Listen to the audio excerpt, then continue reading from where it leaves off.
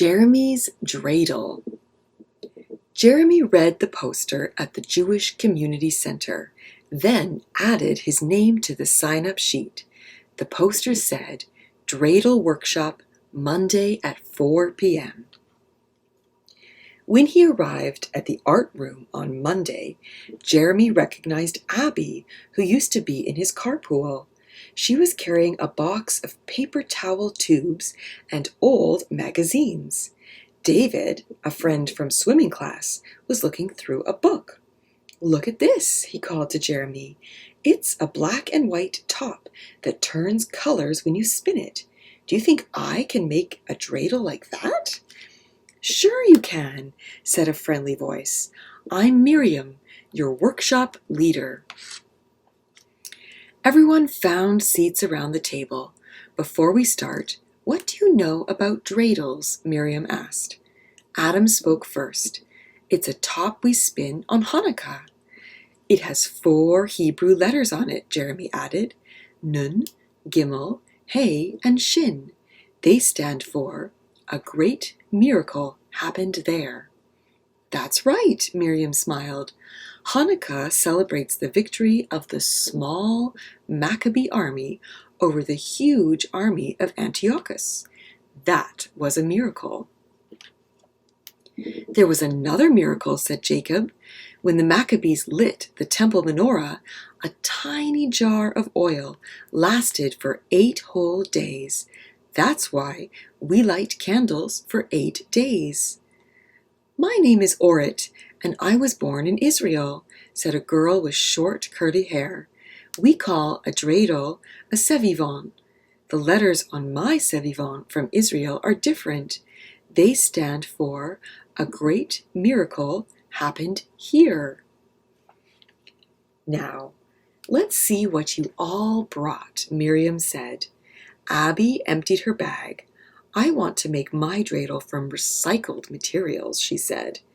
Jacob had brought an old music box to make a singing dreidel. Matthew wanted to use a rubber ball so his dreidel would bounce. "What do you need for your dreidel?" Jeremy asked Miriam. "Just clay," she said. "Do you want to look through my science book for a more interesting idea?" David said.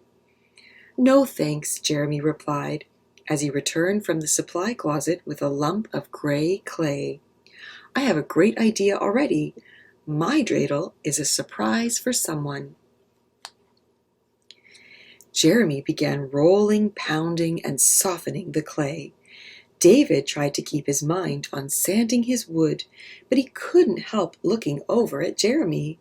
He wondered what kind of surprise someone could make from a lump of clay. Soon Adam became curious too. He peeked over Jeremy's shoulder. "Look at this," he called out. A group gathered around Jeremy as he carefully molded tiny dots onto one side of his dreidel. "What's that?" asked Jacob. "A secret code?" Jeremy looked up. He was used to explaining. "The dots are called Braille.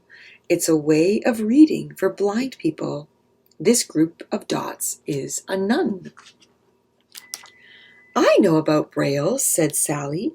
"Blind people can't see the letters on a piece of paper, but they can feel dots with their fingers. The dots stand for letters, numbers, and words."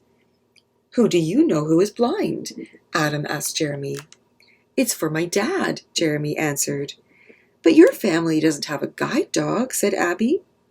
"Not all blind people have them," Jeremy answered patiently. "My dad uses a cane, so he doesn't bump into anything. And he also has a tiny GPS that tells him when to turn right or left in a new place." "How can he help you with your homework?" wondered Orit. "The same as any dad," explained Jeremy, "only with some fancy equipment. He uses a laptop with tiny pegs that pop up and down to make the Braille letters. He can read exactly what I see on the screen, so he knows if I'm really working or if I'm playing a video game. If I send him a text message, his cell phone reads it to him." "But what does he do all day?" Matthew wondered. "He goes to work just like your mom and dad," said Jeremy, "and in his free time he sings in the JCC choir. He loves to read. Sometimes he reads in Braille, and sometimes he listens to audiobooks. But when I come over to play, he always says hi and knows who I am right away," David insisted. "Besides, he doesn't look blind." "Blind isn't how you look, it's how you see," Jeremy said. He was starting to get impatient. "And Dad knows all my friends' voices. He's a really good listener." Jeremy was relieved when Miriam said it was time to put the art supplies away. He didn't want to answer any more questions. On Wednesday, Miriam made an announcement. "The art department wants to put some of your dreidels in the lobby showcase, but there is only room for 3. Let's vote for the ones we like best." A few minutes later, Miriam announced the winners: Jacob's musical dreidel, Abby's environmentally friendly dreidel, and Jeremy's Braille dreidel. Abby and Jacob beamed as the others congratulated them, but Jeremy slid down in his seat. "What's wrong, Jeremy?" asked Miriam, surprised at his reaction. "You still don't understand," he said sadly. "My dad can't see my dreidel, and if it's locked behind glass, he won't be able to play with it either." The room was quiet. Then Abby said, "Jeremy is right. Why do we need our dreidels in a showcase?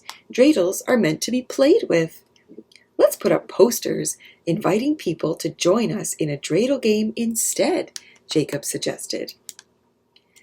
That Sunday, families gathered at the JCC for the Hanukkah celebration. They enjoyed latkes and jelly donuts made by the cooking class. The drama club put on a play about Judah Maccabee, and the choir sang Hanukkah songs. The dreidel table was busy as people picked up instruction sheets and joined in the games. Babies pulled the string on Jacob's dreidel to hear the music.